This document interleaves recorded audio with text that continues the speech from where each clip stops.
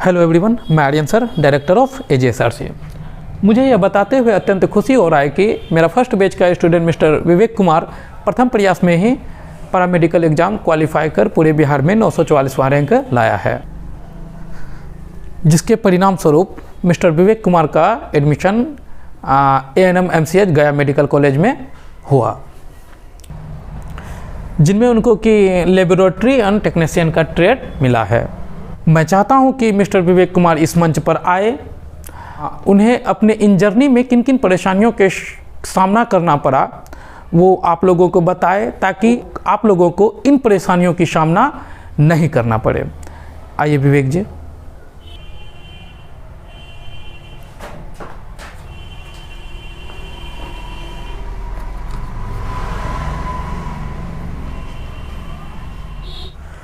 Hello friends and आदरणीय शिक्षकगण, मेरा प्रणाम। मैं विवेक कुमार, मैं इस संस्था का फर्स्ट बैच का स्टूडेंट रहा हूँ।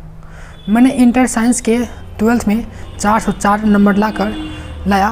फिर मैंने बिहार पैरामेडिकल एग्ज़ाम को क्वालिफाई कर पूरे बिहार में 940वां रैंक लाया, जिसके परिणाम स्वरूप मेरा admission ANM MCH medical college में हुआ। इन सब का श्रेय मैं AGSRC के सभी शिक्षकगण तौर पर AGSRC के डायरेक्टर आर्यन सर को मैं देना चाहूँगा, जो कि मुझे इंटर 12 के बाद भी प्रत्यक्ष और अप्रत्यक्ष तौर पर हमेशा मुझे मोटिवेट करते रहे, उत्साहित करते रहे, उम्मीद जगाते रहे। मैंने उसी उम्मीद पर मैंने खरा उतरने की पूरी कोशिश की, जिसके परिणाम आपके सामने हैं। मैं आज इस मंच से आप सबको संबोधित करना चाहता हूं कि मुझे 12th की प्रिपरेशन की कुछ बातें याद आ रही है, जो तभी मैंने पूर्णतः नहीं समझ पा रहा था। जैसे कि सर उन कॉन्सेप्ट पर विशेष बल देते थे। जब मैंने मैट्रिक पास किया तो फिर मुझे इंटर 12 में मैंने साइंस लिया, और फिर साइंस की तैयारी करने के लिए मैंने कटिहार ज्वाइन कर ली। मुझे वहाँ से बिल्कुल वैसे 4 से 5 महीने मैंने वहाँ रहा, और फिर वहाँ मतलब कि टाइम कैसे बीत जाया करता था कुछ पता ही नहीं चल रहा था। जैसे कि सब्जी लाने जाना, फिर खाना बनाना, फिर मतलब बर्तन मांजना, फिर मतलब कई तरह का काम करने में मतलब कि यूँ ही कैसे दिन पार हो जाया करता था, कुछ ही पता नहीं चला था। उसी के दौरान लॉकडाउन लग गया। लॉकडाउन के जब मैंने बाद फिर घर आया तो मेरे पापा ने बोला कि मतलब देखो ना, बस्तौल में एक साइंस का इंस्टीट्यूट खुला है, जाके वहाँ से तुम, जिसमें कि साइंस की तैयारी पूरी मतलब कि अलग अलग टीचर अलग अलग विषय के साथ पढ़ाते हैं, बिल्कुल कटिहार की तरह। फिर मैंने हमको विश्वास नहीं हुआ, ऐसा नहीं हो सकता है, तो मैंने यहाँ पे आया, फिर सर के पास आया। तो यहाँ के डायरेक्टर से आर्यन सर से मिले तो सब बोला हाँ ऐसा ऐसा है, यहाँ पे अलग अलग टीचर के अलग अलग शिक्षक आते हैं पढ़ने के लिए। नहीं अगर आपको पढ़ने अभी रुचि ना हो तो आप डेमो क्लास करके देख लो।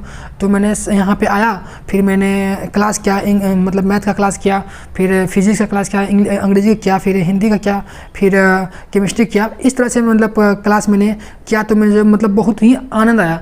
और सबसे बड़ी बात ये हुआ कि मतलब कि कटिहार में हम खुल के जो भी कन्फ्यूज़ था, हम खुल के नहीं बोल पाते सर से कि सर हमको यहाँ पे कन्फ्यूज हो रहा है, हमको था सर क्लियर बोल पे, मतलब वहाँ पे डर सा भय सा महसूस हो रहा था। लेकिन यहाँ पे ऐसा कुछ भी हमको नहीं लग रहा था। पूरे मतलब कि जैसे मतलब घर में बातचीत करते अपने मतलब सब फैमिली से उसी तरह हम यहाँ पे मतलब सर से हम डिस्कस कर लेते थे। सर यहाँ पे हमको समझ में नहीं आया, वहाँ पे समझ नहीं आया, मतलब वहाँ तो मतलब अच्छा से वो समझाया करते थे। मतलब एक्स्ट्रा टाइम भी हम सर से निकाल लिया करते थे। तो मुझे कहीं ना कहीं लगा कि मुझे बहुत ही अच्छा लग रहा था। लेकिन मेरे जो साथ में फ्रेंड सर्कल के थे वो लोग बोलते तुम गलत निर्णय तुम ले लिया है, तुम कटिहार में कहीं नहीं पढ़ता, तुम अच्छा स्टूडेंट हो, तुम कटिहार में रह के तुम अच्छा कर सकते हो। लेकिन मतलब कि मतलब हम भी थोड़ा मिडिल क्लास के फैमिली के थे, मतलब उतना हमको हाई फाई घर के नहीं थे। मतलब कि हमको लगा ना यहीं से हम कुछ नया कर सकते हैं, क्योंकि बात ये भी है कि मतलब कि घर में रहने से बना बनाया खाना मिलता है, फिर घर में मतलब फुल्ली टाइम मिलता है, मतलब सेल्फ स्टडी करने के लिए जम के समय मिलता है। और दूसरी बात है कि मतलब कि यहाँ से कोचिंग से जाके घर फिर और कोई काम नहीं करना पड़ता है, मतलब फुल्ली टाइम मिलता है मतलब सेल्फ स्टडी करने के लिए। और मैंने कुछ इसी भी अंदाज से मतलब कि तैयारी किया, जिसमें कि मेरा इंटर साइंस में अच्छा मार्क्स है, 404 मार्क्स है, जिसमें कि इस फर्स्ट बैच में मैंने सबसे अव्वल रहा इस बैच में। और जो मेरा फ्रेंड सर्कल का था वो अभी वहीं का वहीं भी है, क्योंकि मैंने बिहार पैरामेडिकल फर्स्ट अटेम्प्ट में ही अच्छा रैंक लाया, पूरे बिहार में 940वां रैंक लाया। और मैं बता दूं कि इस इंस्टीट्यूट का जो भी नोट्स तैयार होता है 11th और 12th का, उस नोट से कोई भी इंटर बेसिस पे एंट्रेंस एग्ज़ाम होती है तो उससे बहुत ज़्यादा मदद मिलती है। मैंने इसी ढंग से कुछ मैंने तैयारी की नोट्स का, उस नोट्स का मैंने बहुत ज़्यादा अपने तरीके से अध्ययन किया। और फिर मैंने जब आपको बता दूं कि जब बिहार पैरामेडिकल का जब मैंने बुक लिया तो उस बुक में मतलब कि उस बुक से सवाल मतलब रहते हैं फिजिक्स से, मतलब थोड़ी हिंदी से, इंग्लिश से और मैथ से और जीएस से और जीके से 5 विषयों की मतलब की एग्ज़ाम होती है, जिसमें कि जीके यहाँ नहीं पढ़ाया जाता है।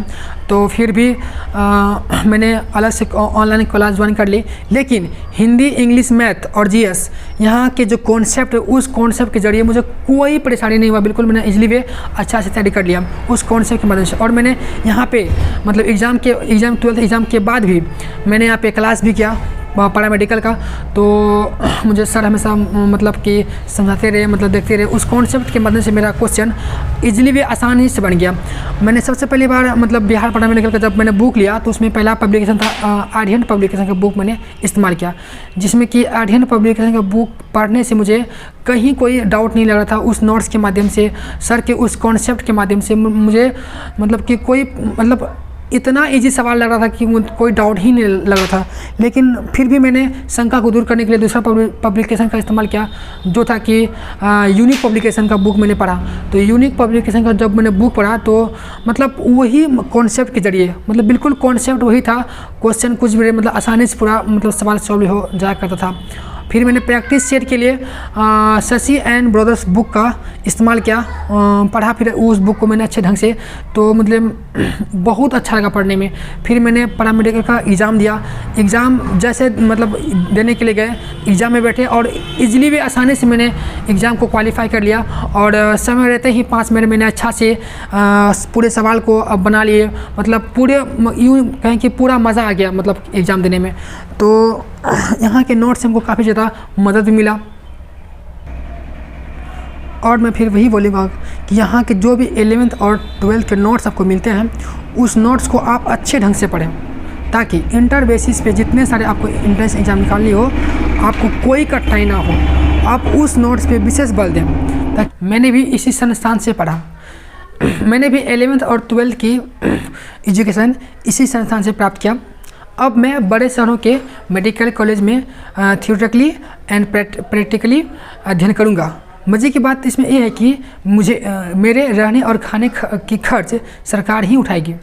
अंत में मैं आप लोगों को कहना चाहूँगा कि आप लोग 11th 12th प्रिपरेशन की एक अच्छा नोट्स बनाएं, क्योंकि ये किसी भी इंट्रेंस एग्ज़ाम के लिए अति आवश्यक है। इसी के साथ मैं अपनी वाणी को विराम देता हूँ। धन्यवाद।